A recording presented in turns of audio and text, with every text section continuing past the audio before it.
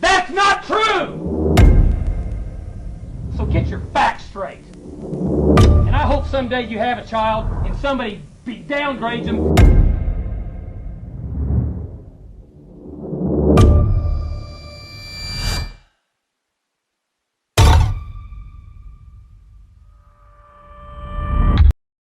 Dave Rubin, ladies and gentlemen. How are you, buddy? What's up, brother? Dude, I haven't seen you. Well, the last time we saw each other was just now, but before that was right before the election. The day before the world changed. Squirrely times. Forever.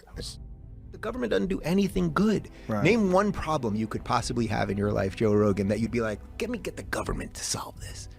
Do they do the post office well? No. What do they do well? They do the post office pretty good, actually. But guess what? If the post office closed tomorrow, it would be all right. You'd still get mail. Amazon suck. would pick. No, it wouldn't. Amazon would pick that up. You would have to send things through UPS. It would cost a lot more. It wouldn't, though. Competition would start kicking in, and between UPS and FedEx and Amazon and drones and blah, blah, blah, and DHL, what problem would you, everything you're building here right now, right? Do you want the government to tell you how to do all these things and all the regulations that you got to have your electric thing this far from this and like all the regulations like that for construction are important, though. You do have to make sure that people don't do stupid shit. But make sure generally, you don't have a power line that's near a water line. There's a lot of. But I would put most of that on the builders, though. They want to build things that are good. Now I get it. That's not true. Listen, people people are going to build corners all the time. Like, you have to have regulations when it comes to construction methods, or people are going to get fucked. They cut corners when there are regulations anyway. They do. They would cut a lot more if there weren't regulations. I'm not totally. You go to third world countries and look at construction methods. They're fucking dangerous. Yeah. That's why schools collapse on kids in foreign countries sometimes. Like, listen, man, I was in construction my whole life. My dad was an architect. Yeah. I've been in construction since I was a little kid. You fucking need regulations. These guys, a lot of people that are in construction, they'll do whatever the fuck they can to make money, and it's not good for the people that have the house, because they might have that house for 5-10 years before that problem manifests itself. The people who are establishing these codes are licensed builders or people that have been involved in construction for a long fucking time, and they know what's safe and what's not safe. That's why those codes exist. It exists to protect the consumers. You can't just protect the consumers through the marketplace. If at the same time you were running a nuclear power plant and you were Mr. Burns and you were dumping in the river, well, no, that's actually no longer rational self-interest, because now you're polluting the very environment that you live in. So rational. So I mean, who takes care of that? Who regulates that? So is that where generally, the government comes in? So those guys, I don't want to speak for. Well, who gets you in trouble in your opinion, if you're this deregulation guy? Yeah. Who goes after you when you dump shit into the river? So I'm not saying there should be no regulation. I just was saying that I like this. Generally, I like this line of thinking. There has to be some regulation. I agree. You can't. But what I would say is, that's where the regulation comes in. Let's put it this way: the environment.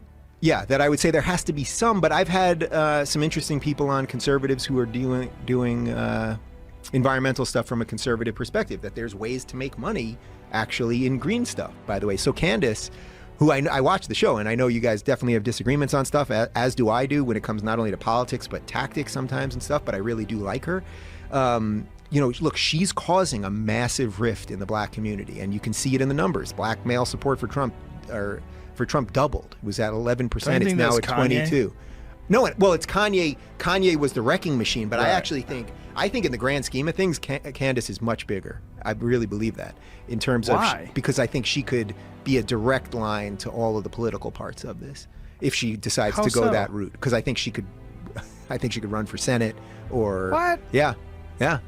Are you okay? You high? Yeah, Did you get high I'm not before you got high. Here? I'm not high What today. happened? I'm only smoking maybe once a week on Sundays. And now I'm on tour, so I'm not really at all. But maybe I'll spark up a joint and have you reconsider what you just said. You can smoke a joint and maybe I'll reconsider. You said you watched the podcast I did with her. Yeah. Okay. Yeah, I watched. I don't know, maybe at least an hour and a half of it or so. Okay. Yeah. Why? Why what? Well, I don't know. Why are you saying it that way? I mean, I don't want to name any names, but there's a bunch of people that do it blatantly. You see them, and I've even seen them switch teams. And you see them switch teams, and I don't buy their rationalizations when it comes to ideology. What I think is what they're doing is they're switching teams because they realize there's an in on this team. Right. And they can just say, this is the problem with the team I used to be on. Those fucking losers. And they're really Benedict Arnold, right? And like they probably have as much of an affinity to the ideas of one side as they do the other side. They just go all in on one side to get acceptance from the group. Right. Yeah, there's no way people change their opinion that much over 2 years or something like that. Or, it's like they just decide this group makes more sense now. And I've been attacked by people on the left, so I'm going to go to the right. You were on Rogan once, or were you on more? 3 times. So there was one particular incident where Rogan was asking you about why you believe in less government control. Yeah. People felt like you didn't know what you were talking about. Is there a difference between, say, what Sam Cedar does to Dave Rubin? Mental incompetent. Do you mean that they're ignorant, Mocking or that they're mentally ill or No, cognitively just limited? Cognitively limited. But with Dave, there's enough moments where he's misstepped, where they just feel like, okay, we got a wounded antelope. Yeah. And then people like to get sneaky and use, no, I'm a classic liberal. Yeah, because Oh, what is that? What is that? You're a Exactly. fucking Republican. It's very I mean, important. again, visit any third world country after an earthquake and look at all the crumbled buildings with no rebar and go, do you really want no building inspectors and no regulations Exactly. on it? Like, is that what you're fighting for? Exactly. Because it'll all fucking crumble. Dude, you I've know? had that So- argument with people, that stupid libertarian argument. I'm like, look, my dad's an architect. My stepfather's an architect. I grew up on construction sites. You have to have inspectors. If you don't have inspectors, man, you're fucked. Like, these guys are, there's a lot of dirtbags out there making houses. They're bad Yeah. people. They're cutting Really corners is. and stealing money and watering down the cement. Like, the fuck out of here. You can't let the market decide. Will you go on Joe Rogan's podcast, and will you have libertarian presidential VP candidate on your show before the election? Will I go on Rogan's podcast? I asked him, and our PR people asked him about a bajillion times to go on for my book. We did not get a response as far as I know, so I don't know what happened there. It's a little weird for me to say that publicly. I don't know what happened. Even if you disagree with the way people feel about so many different things, it doesn't mean you can't be their friend. It doesn't. And I'm telling you, we got it wrong, that's so man. sweet. Here's what's important. What's important is whoever that person is, they got to be sincere. Now, as soon as you feel like someone's a grifter, Yeah, you got to cast them out. right. You got to cast them That's out cool. because they got to figure that out on their own, and they got to apologize. That's cool, man. Listen, you can be wrong, but you have to be honest. And if you're just bullshitting, then I can't hang out with you. Dude, Joe Rogan just announced recently that he's moving to Texas. Yeah, You- well, the funny thing about Rogan moving to Texas is Rogan was a Bernie supporter, so I don't know that the Texans really want Rogan there. That's for I suppose that's for them to decide. Maybe but I in saw Austin.